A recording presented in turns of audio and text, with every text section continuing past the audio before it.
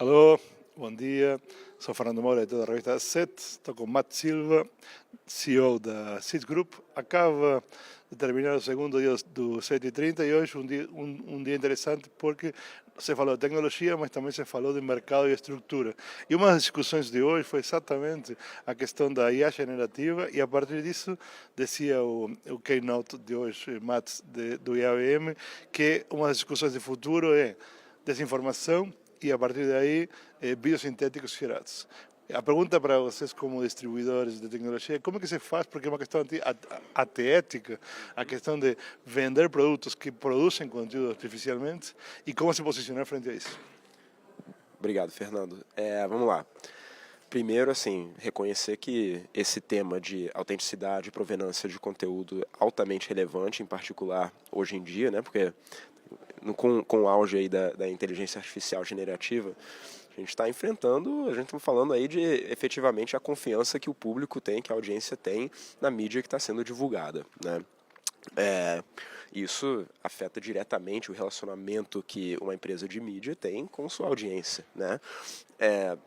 No nosso lado, o que a gente pensa? Primeiro, estamos num ponto no ciclo de adoção, tá, desse tipo de tecnologia, onde ainda tem um papel a ser feito pelos órgãos públicos, tá, de governança e de regulação, etc. Tá?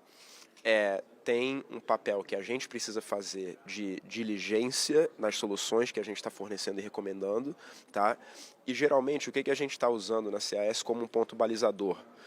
Existe uma entidade chamada C2PA, tá? Onde a gente tem vários parceiros de tecnologia que estão já colaborando com o C2PA e estão garantindo que tem tags, né, nos media assets que garantem a autenticidade daquilo. Mesmo em fluxos que estão incorporando inteligência artificial, porque você consegue determinar o genesis, né, da onde veio aquele conteúdo e indicar, ok, isso aqui foi gerado por uma ferramenta de inteligência artificial, isso aqui é algo que veio realmente de um criador, né, que é o conteúdo original. E aí, desculpa, então aí o manifesto seria a discussão que você está falando? Exatamente. A CAS é uma empresa boutique, né? Então, assim, o que a gente prioriza? A gente prioriza o relacionamento longo prazo com os nossos clientes e com a indústria. Em função disso, em particular, quando a gente está falando de uma tecnologia tão transformadora e tão impactante, é inevitável que precisa de discussões, entendeu? A gente precisa sentar na mesa, entender os desafios que existem com a adoção daquele tipo de tecnologia e endereçar isso juntos, porque isso ainda estamos na vanguarda ainda, né? Estamos no início da adoção de inteligência artificial realmente e no início do impacto disso.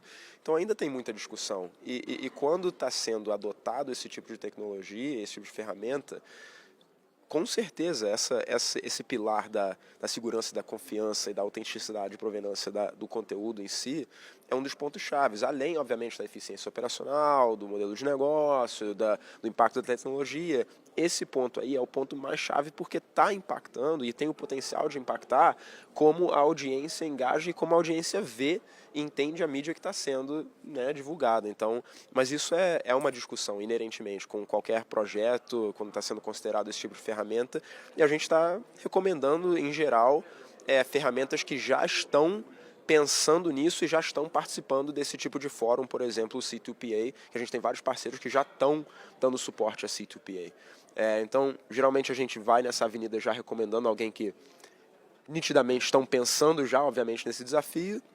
E quando tem ferramentas que estão sendo consideradas que não fazem parte desse ambiente ainda, ou não dão suporte ainda a C2PA, a gente engaja na conversa com o cliente, a gente, né, entende, faz uma troca de ideias, e se for o caso a gente recomenda para o próprio parceiro de tecnologia fazer parte desse ambiente de C2PA e ir lá e fazer, né, o trabalho necessário para endereçar esse ponto que é altamente relevante da autenticidade e provenância do conteúdo.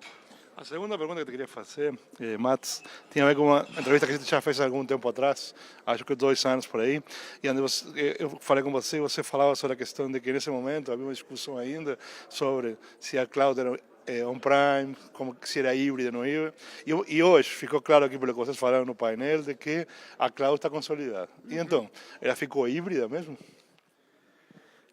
Depende de quem você pergunta. Na nossa visão, a maioria dos produtores de conteúdo em escala e de broadcasters que, além de serem broadcasters, são produtores de conteúdo também, tem alguns que estão indo realmente full cloud com o media supply chain deles, tá? E mantendo alguns recursos on-prem, mais para capacidade de processamento em 4K, 8K, etc. Tá? E o recurso de computação que é necessário geralmente para lidar com esse tipo de produto premium, né? Mas a maioria dos nossos clientes realmente estão adotando uma arquitetura híbrida, tá? Onde estão basicamente provisionando on-prem os recursos que são necessários para uma operação base e usando a nuvem para escalar, né? Isso é geralmente... Escalar em picos. Exato, escalar em picos, exatamente. E usando a nuvem também para usar serviços de inteligência artificial. Porque esse conceito de nuvem, né? A nuvem é o data center de uma outra pessoa, né? De uma outra empresa. Não deixa de ser um data center, né?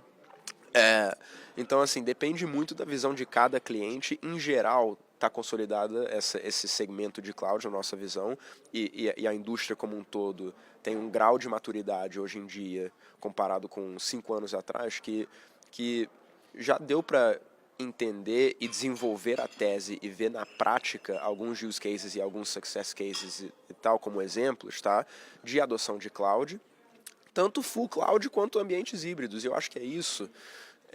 Acho que é isso a grande sacada e o grande valor de cloud, realmente. Não é enfrentar a cloud como uma crise existencial, como de certa forma, inteligência artificial, mas sim encarar a cloud como algo assim, tendo um olhar muito objetivo, de dizer, ok, aqui o cálculo econômico faz sentido de eu fazer cloud, seja cálculo econômico totalmente tangível ou intangível também, que contempla algumas eficiências operacionais que são difíceis de quantificar às vezes, tá?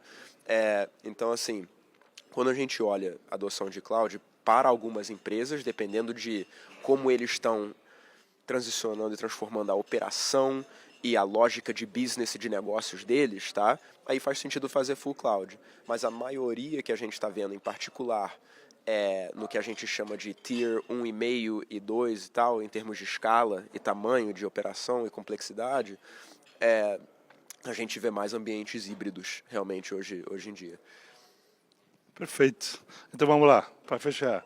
Ambiente híbrido para cloud, usando IA dentro da estrutura e dentro desse conceito, como você falou há pouco, um conceito claro de consolidação da IA e como ferramenta e a cloud também como ferramenta, certo? Como solução. Certo. Max Silva, Sys Group, muito obrigado por estar aqui. Obrigado, Fernando. Daqui a pouco seguimos, 7h30, 2025, Las Vegas. Tchau.